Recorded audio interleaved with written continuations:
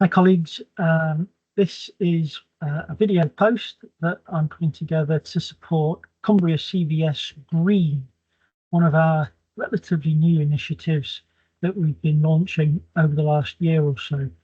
Came about mainly as a result of some carbon literacy training that we had from Cumbria Action for Sustainability that a lot of our staff team got involved with, including me.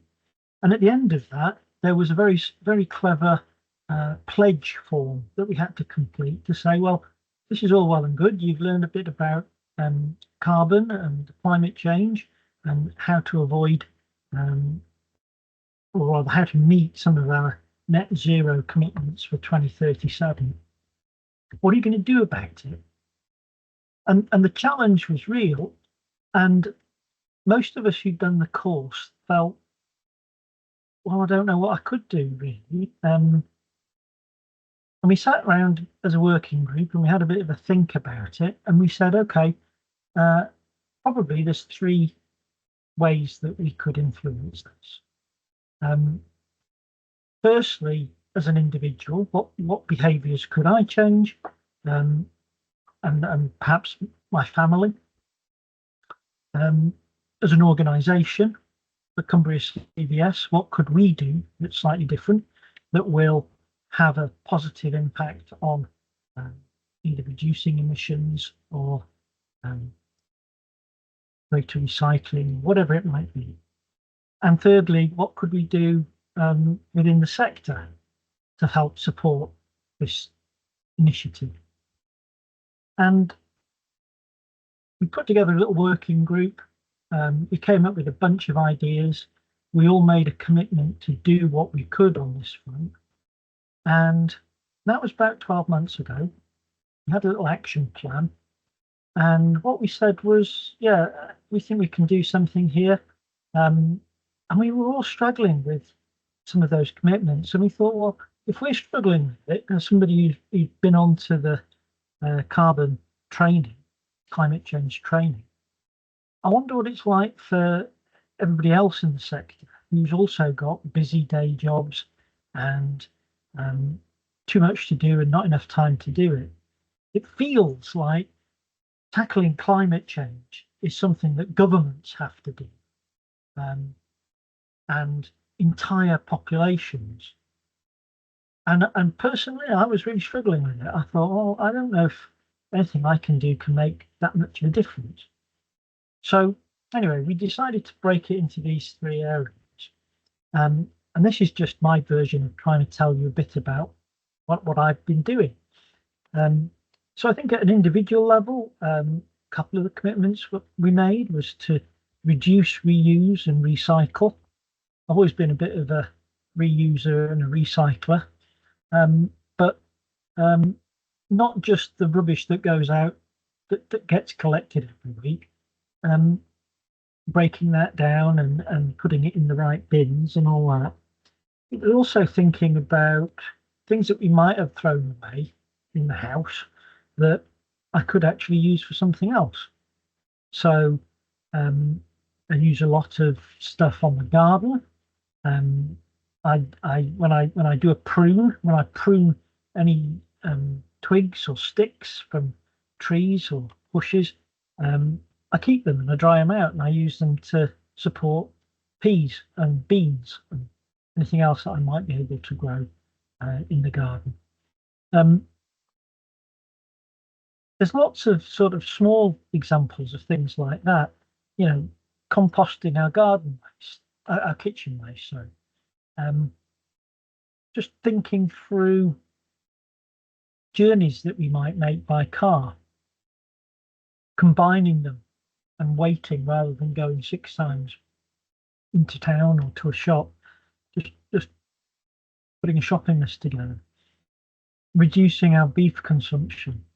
Beef has got a really high impact on carbon on climate change. So those are a couple of examples of things we did. I did individually. At organisational level, I say we put together a working group. that's grown now. So the working group meeting we had a few weeks ago, we actually had 20 members of staff come along, all of them keen to see what they could do to help.